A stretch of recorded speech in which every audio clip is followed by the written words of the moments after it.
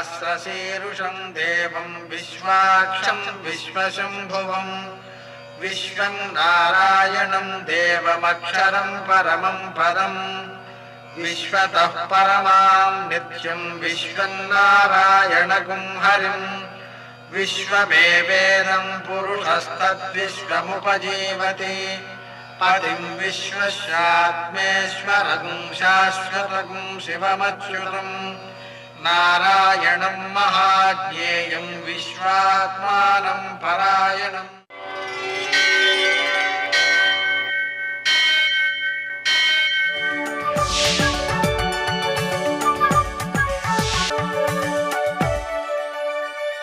सूर्यशौर्यमथेन्दुरिन्द्रपदवी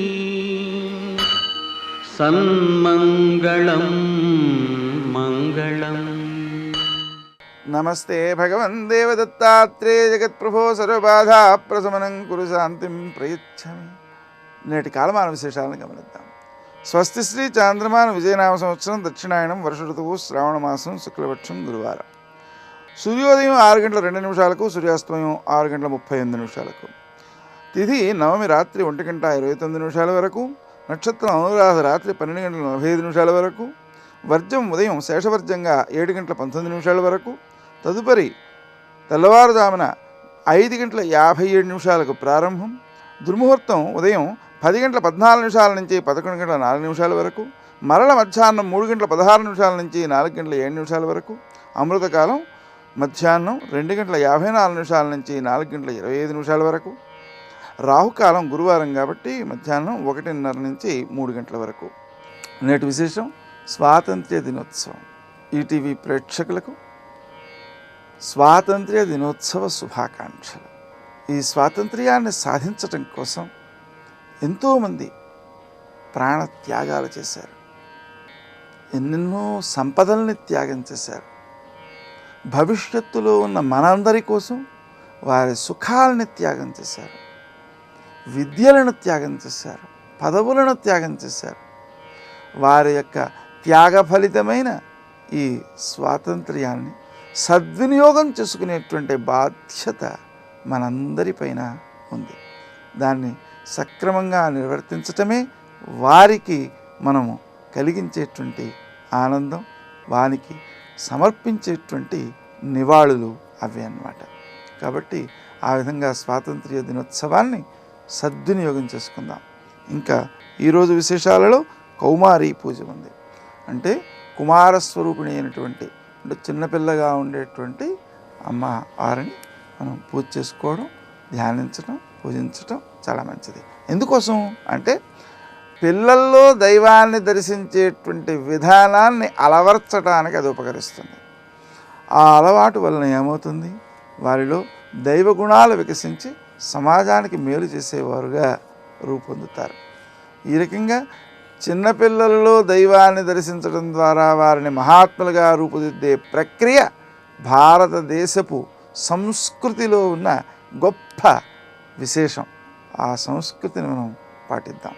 నేటి ఆణిమిత్యాలు.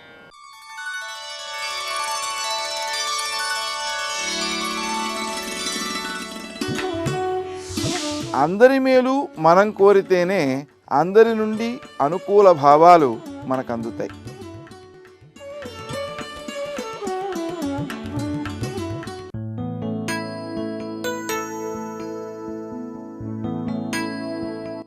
మనసులో చిగురించే ఆధ్యాత్మికతని బుద్ధికి ఆలంబనగా చేసుకోగలిగితే జీవితం సహస్రార కమలమవుతుంది.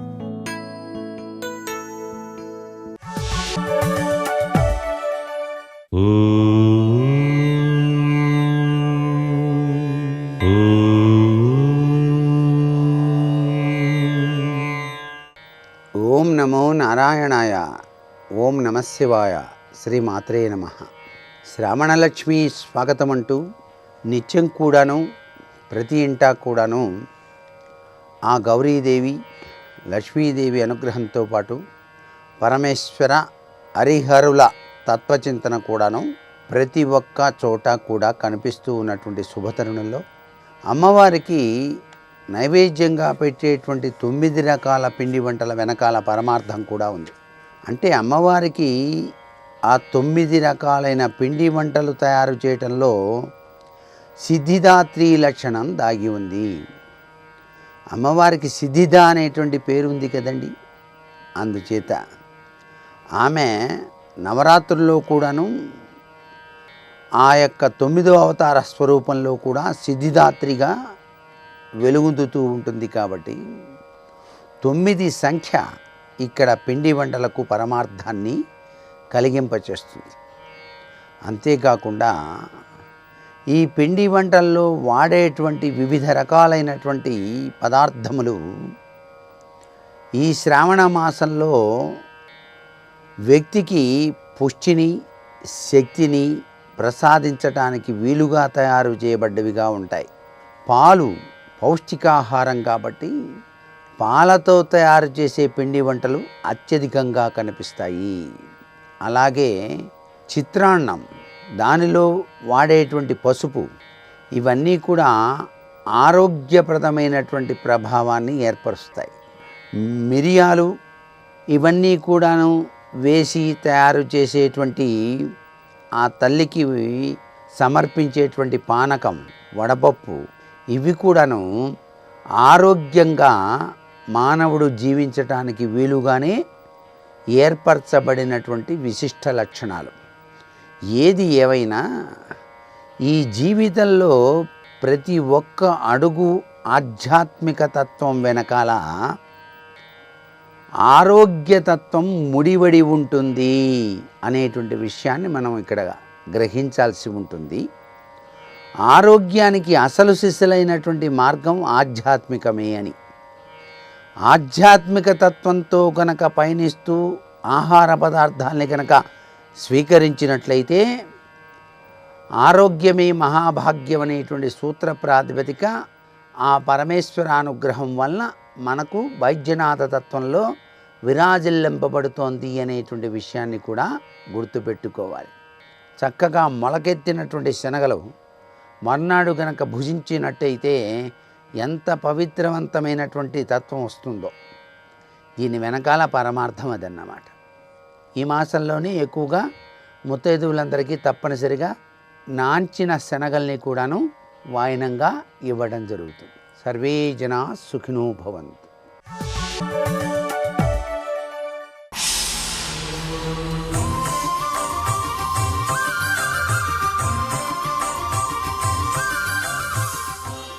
శతక సాహితీ సరస్వతికి నమస్కారం. ఈటీవీ ప్రేక్షకులకు స్వాతంత్ర్య దినోత్సవ శుభాకాంక్షలు. నిన్ను రావేయని పిలుచుకోగలను కానీ నీవు రాకున్న కోపనుడైపోనెటు. నీవు సర్వజగతి ప్రాణ ప్రతిష్ఠా క్రియావన దీక్షాపరతంత్ర బుద్ధివికదే. భక్త ప్రభూ నీకు తీరిన వేళన్నను చూచి పొమ్ము ధనుజారీ గోపికా వల్లభ. ఓ గోపికా వల్లభ, ఓ శ్రీకృష్ణమూర్తి, నిన్ను రావేయని పిలుచుకోగలను. ఓ శ్రీకృష్ణ గోపికా వల్లభ, నన్ను వచ్చి కాపాడవయ్యా, ఆదుకోవయ్యా, నా చేయి పట్టుకుని సన్మార్గంలో నడిపించవయ్యా అని నేను నిన్ను ప్రార్థించగలను. కానీ నీవు రాకున్న కోపనుడైపోనెటు. నేను నిన్ను ప్రార్థించగలను కానీ నన్ను ఆదుకోమని. నువ్వు గనక రాకపోయినట్లయితే నీ మీద నేను కోపం తెచ్చుకుని అలిగి ఎక్కడికి వెళ్ళిపోవాలయ్యా? ఎక్కడికి వెళ్ళిపోను, నేను వెళ్ళలేను. నీవు సర్వజగతి ప్రాణ ప్రతిష్ఠా క్రియావన దీక్షాపరతంత్ర బుద్ధివికదే. నువ్వు ఈ సర్వ జగత్తులో ఉన్నటువంటి జీవుల బాగోగులు చూడవలసినటువంటి వాడవు. ఎవరు నిన్ను పిలిచినా సరే వెళ్ళి వాళ్ళని రక్షిస్తూ ఉంటావు, వాళ్ళ యోగ్యతలను బట్టి. అలా ఈ కోటానుకోట్ల జీవులు గల ఈ మహాజగత్తులో ఎక్కడ ఎవరు ఆర్తితో నిర్మలమైన హృదయంతో నీపైన అపారమైనటువంటి విశ్వాసం ఉంచి ఎవరు పిలుస్తున్నారో, ఎవరిని తరింపజేయటానికి, ఎవరిని కాపాడటానికి నువ్వు వెడుతున్నావో కనుక నీవు సర్వజగతి ప్రాణ ప్రతిష్టా క్రియావన దీక్షా పరతంత్ర బుద్ధివి కదే భక్త ప్రభు. ఆర్తితో పిలిచేటువంటి భక్తులను ఆదుకునేటువంటి ఓ భక్త ప్రభు, నీకు తీరిన వేళన్ నన్ను చూచి పొమ్ము ధనుజారీ గోపికా వల్లభా. ఈ కోటాను కోట్ల జీవులు భక్తితో ఎవరు నిన్ను పిలిస్తే ఎక్కడికి వెడుతున్నావో నువ్వు వెళ్ళి వాళ్ళని ఉద్ధరించు. కానీ నీకు తీరికగా ఉన్నప్పుడే నన్ను నీవు వచ్చి ఆదుకోవయ్యా. నేనేమీ నిన్ను ఇప్పటికిప్పుడే వచ్చి నన్ను రక్షించాలి, నన్ను నువ్వు ఉద్ధరించాలి అని నేనేమీ నిన్ను ఒత్తిడి చేయటం లేదు. ఏ భక్తుడు ఎక్కడ పిలిచినా సరే వెళ్ళు. కాకపోతే నీకు తీరికగా ఉన్నప్పుడు ఎప్పుడైనా నన్ను కూడా వచ్చి చూడు, నన్ను కూడా నువ్వు తరింపజేయి అంటూ భక్తితో ఆర్తితో అద్భుతమైన కవితాధారతో గొప్ప పద్యరచన చేసి మంచి శతకాన్ని మనకు అందించిన శ్రీ లక్ష్మణమూర్తి గారి గోపికా వల్లభ శతకంలోని మరి ఒక పద్యం గురించి రేపు ఉదయం తెలుసుకుందాం. కృష్ణం వందే జగద్గురుం. బ్రహ్మ కడిగిన పాదము బ్రహ్మము తానెని పాదము. బ్రహ్మ కడిగిన పాదము బ్రహ్మము తానెని పాదము. శ్రీ వెంకటాచలాధీశం శ్రియాధ్యాసితవక్షసం శ్రితచేతనమందారం శ్రీనివాసమహం భజే. శ్రీనివాసమహం భజే. శివాయ గురవే నమః. శ్రీమాత్రే నమః. శ్రీ విష్ణురూపాయ నమః శివాయ. శ్రీ వెంకటేశాయ నమః. భగవద్భక్తి వైభవాన్ని చెప్తున్న అన్నమయ్య భాగవత మార్గమే శరణ్యము అనబడేటువంటి వ్యాస హృదయాన్ని ఆవిష్కరిస్తున్నారు. భక్తి నీపై ఇదొకటే పరమ సుఖము, యుక్తి జీచిన నిజం ఒక్కటి లేదు అనే పల్లవతో మొదలైన దాంట్లో మొదటి చరణం పూర్తయింది. కులము, పౌరుషము, ఊహాశక్తి ఇవేవి కూడా విజ్ఞానాన్ని ఇవ్వవు అని తెలియజేసి, తర్వాత ఉన్నత స్థితి కావాలి అంటే కొంతమంది కొన్ని మార్గాలు గొప్పవి అనుకుంటూ ఉంటారు, అవి కూడా వ్యర్థమే అని తేల్చుతున్నారు. రెండవ చరణంలో ధనం ద్వారా గొప్పతనాన్ని పొందాలని కొందరు అనుకుంటారు, సౌందర్యం ద్వారా గొప్పతనం లభిస్తుందని కొందరు అనుకుంటారు, విద్య ద్వారా వస్తుందని కొందరు అనుకుంటారు. కానీ మూడు కూడా నిజానికి గొప్పతనాన్ని ఇవ్వవు అంటున్నారు ఈ చరణంలో. ధనమెంత కలిగెనది దట్టమవు లోభంబు మొనయు చక్కదనంబు మోహములు రేచ. ఘన విద్య కలిగినను కప్పు పైపై మదము ఎనయగా పరమపదమించుకయు లేదు. పరమపదము ఈ మూడింటిలో లేదు, ధనంలో కానీ, సౌందర్యంలో కానీ, విద్యలో కానీ. ఇప్పుడు పరిశీలన చేస్తే ఒక్కొక్క వాక్యం ఇవన్నీ యుక్తి చూచిన అని పల్లవిలో చెప్పిన దాని యొక్క వైశిష్ట్యం. అంటే విచారించాలి, ఏదైనా చెప్పేటప్పుడు ఒక విషయాన్ని ఆలోచించు, ఆలోచిస్తే నీకే తెలుస్తుంది. ధనం వల్ల గొప్ప పదము లభిస్తుందా అంటే కాదయ్యా, ధనం వల్ల లభించేది లోభమే లభిస్తుంది, మరొకటి కాదు. లోభము అంటే ఉన్నది తన దగ్గరే ఉండాలని, అది ఇంకా పెరిగిపోవాలని, ఇంకొవరు తీసుకోకూడదనుకునే బుద్ధికి లోభం అని పేరు. ధనం పెరుగుతున్న కొద్దీ లోభం పెరుగుతూ ఉంటుంది, కానీ అది పరమపదాన్ని అందివ్వదు. ఇక చక్కదనం అనగా సౌందర్యం, దీని ప్రభావం ఏంటంటే మోహాలు పెంచుతూ ఉంటుంది. ఈ సౌందర్యం బట్టి దాన్ని సుఖంగాను, సుఖం పొందడానికి, సుఖం అందించడానికి కూడా మార్గంగా భావిస్తూ మోహంతో తిరుగుతూ ఉంటారు. ఇది చక్కదనంబు మోహములు రేచు. విద్య కలిగితే పై కప్పు మదము, విద్య వల్ల వచ్చేది అది ప్రమాదం. విద్య వల్ల పాండిత్యం, ఆ పాండిత్యం వల్ల తనను మించిన వాళ్ళేడనే భావము, ఇలాంటి మదం ఏర్పడుతుంది. అదేవిధంగా యవ్వనము, సౌందర్యము ఈ రెండూ కూడా చక్కదనం అనే భావనలో తీసుకోవచ్చు. ధనము, యవ్వనము, విద్య ఈ మూడు ఉంటే ఎంత సుఖమో వాటి వల్ల ప్రమాదం కూడా అంత ఉన్నది, జాగ్రత్తగా చూసుకోవాలి. ధనం అవసరమే కాదనం, కానీ ధనముందేనే అహంకారం ఉన్నది, అది మదానికి హేతువవుతుంది. అదేవిధంగా సౌందర్యం ఉంది, యవ్వనం ఉంది అనేటువంటి అహంకారం కూడా ప్రమాదం. సాధారణంగా యవ్వన అహంకారం చాలా ప్రమాదకారి. యవ్వనంలో ఒక పైలా పచ్చి స్థానం ఉంటుంది. శరీరంలో ఇంద్రియాలు బాగా పనిచేస్తుంటాయి గనక తనకు సంబంధించి తన మించిన వాడు లేడనే భావం కలుగుతుంది. ఆ యవ్వనంలోనే దైవాన్ని తిడతాడు, సదాచారాన్ని తిడతాడు. ఎవడైనా మంచి పద్ధతులు చెప్తే ఏముంది అందులో అని తీసి పారేస్తాడు. అందుకు యవ్వనం నిజానికి శరీరం అంతా శక్తివంతంగా ఉంటుంది కనుక మంచిదే, సాధనకి ఉపయోగించుకుంటే మంచిదే. అలా కాకుండా మదానికి ఉపయోగిస్తే మహాప్రమాదం. అందుకే చక్కదనము మోహములు పెంచుతూ ఉంటుంది, విద్య మదాన్ని పెంచుతుంది, ధనం లోభాన్ని పెంచుతుంది. వాటి వల్ల పరమపదం ఇంచుకయ్యును లేదు, వాటి వల్ల పరమపదం ఇసుమంత కూడా లేదు సుమా. ఇక ఆనందం పొందుదామని రకరకాలు సంపాదించుకుంటూ ఉంటాడే, వాటి వల్ల ఎన్ని ప్రమాదాలు చెప్తున్నాడు. తరుణులెందరునైన తాపములు సమకూడు, సిరులెన్ని కలిగినను చింతలే పెరుగు, 20న శ్రీ వెంకటేశ నిను కొలువుగా పెరిగెనానందంబు బెళుకులికలేవు. తరుణులెందరునైన తాపములు సమకూడు. శరీరంతో సుఖపడాలని స్త్రీ సమూహాన్ని పెంచుకుంటూ ఉంటే వాటి వల్ల తాపం పెరుగుతుందే తప్ప అది కూడా శాంతిని ఆనందాన్ని ఇవ్వలేదు. అంటే స్త్రీ సుఖం అనేది ఆనందము కాదు, అది కూడా భ్రాంతే, అది కూడా మరింత మోహాలతో పెంచుకుంటూ పోతుంది తప్ప నిజమైన ఆనందము కాదని తేల్చి చెప్పారు మొదటిది.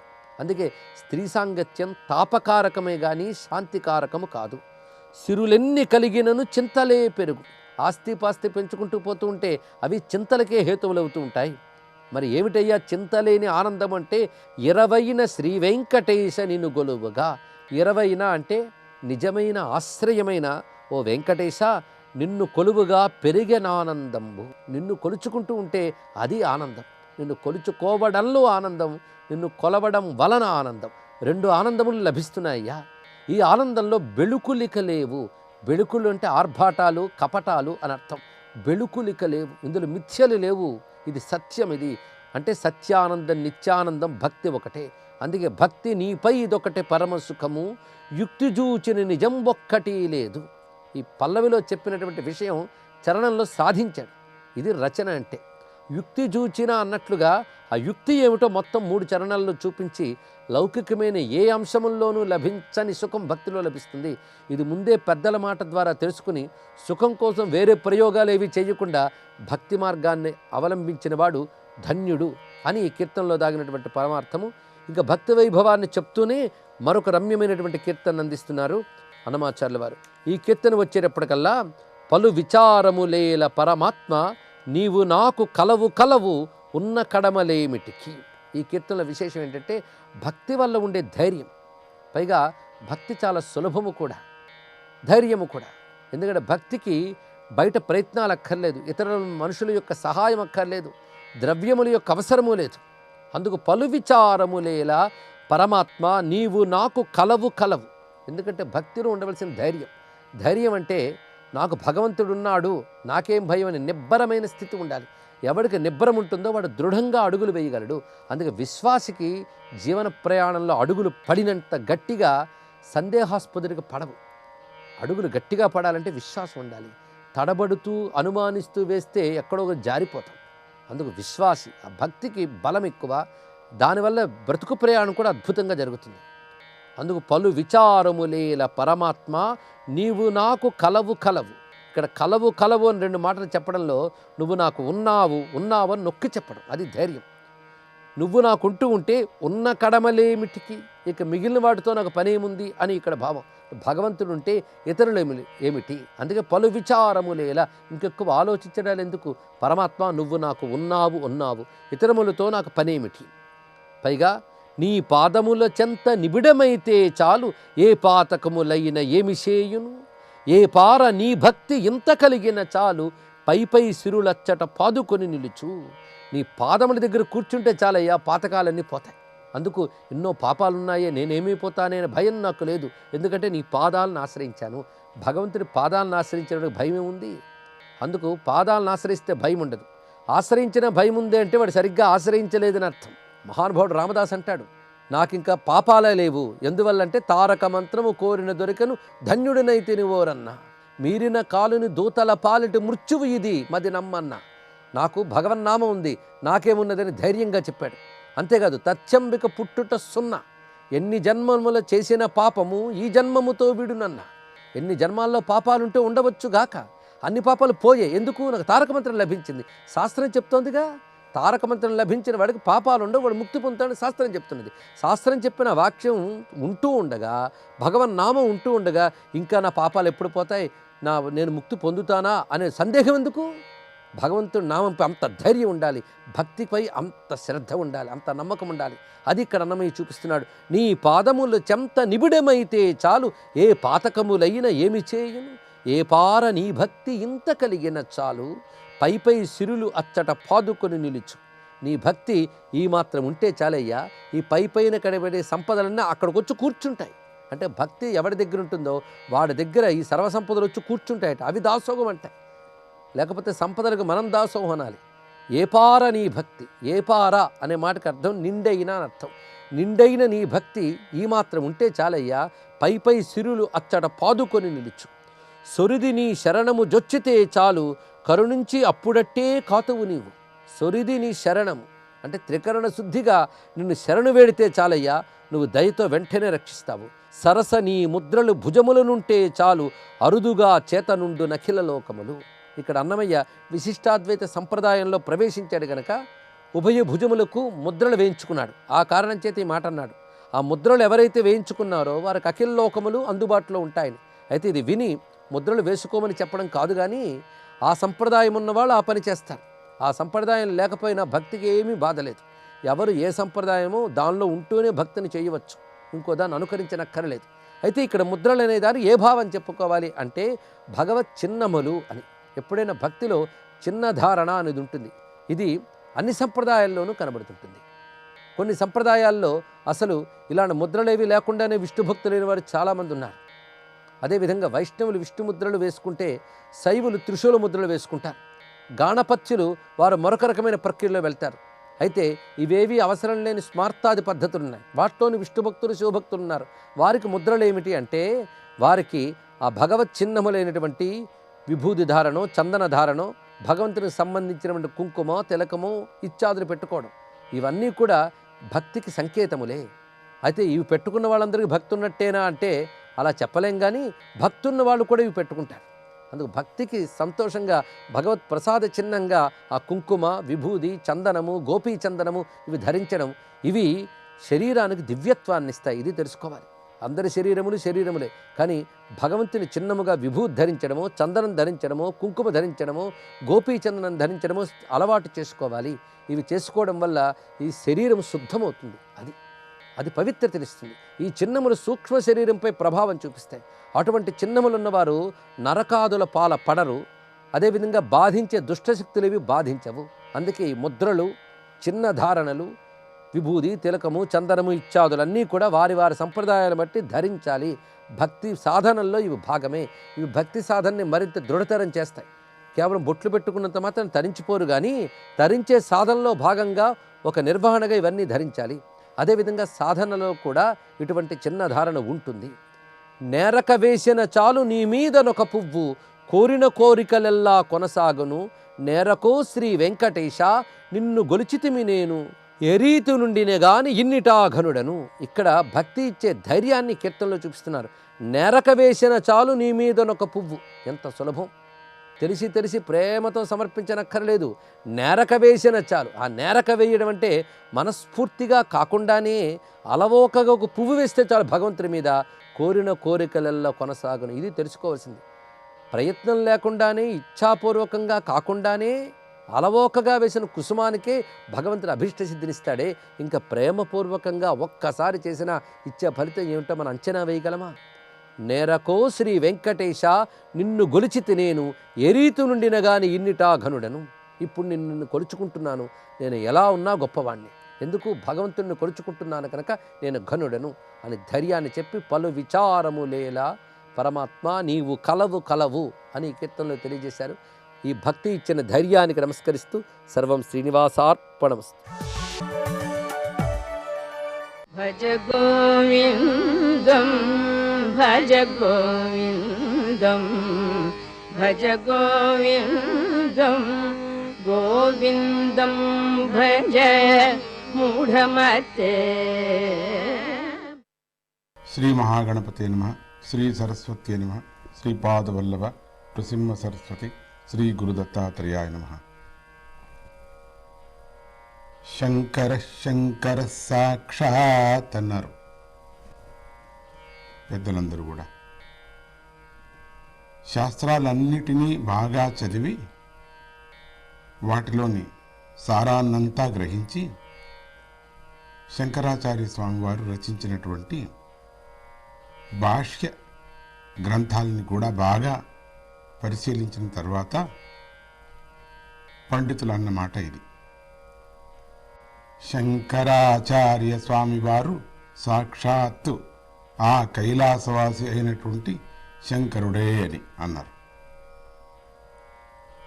అందుకని ఈ రోజు నుండి మనం ఆదిశంకరులు రచించినటువంటి మోఘముద్గరం అనే ఉపదేశ గ్రంథాన్ని సంగ్రహంగా చెప్పుకుంటున్నాం.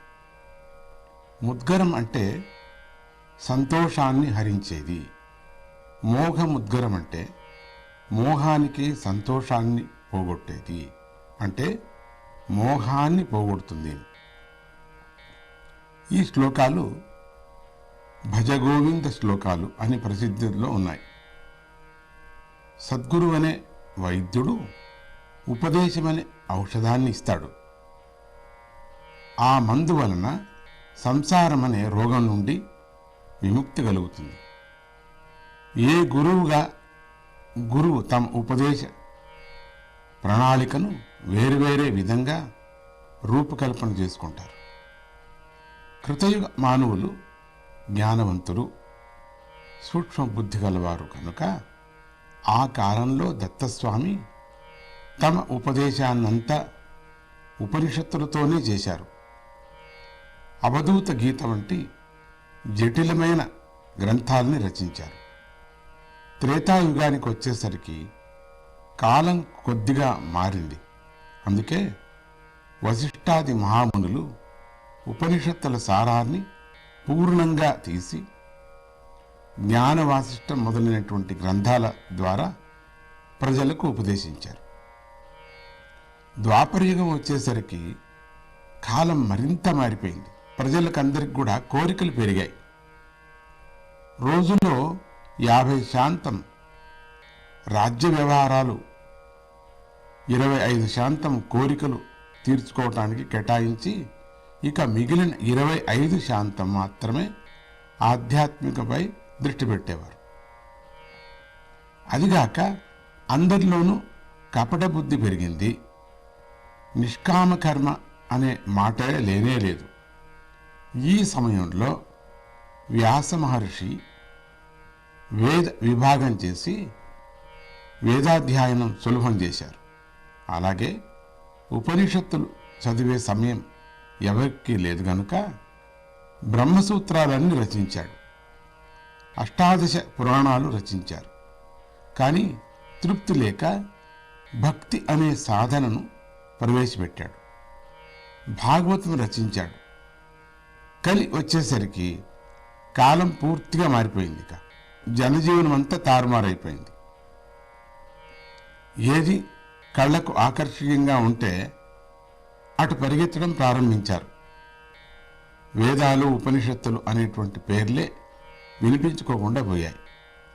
ఈ సమయంలో అవతరించిన వారే శంకరాచార్య స్వామి.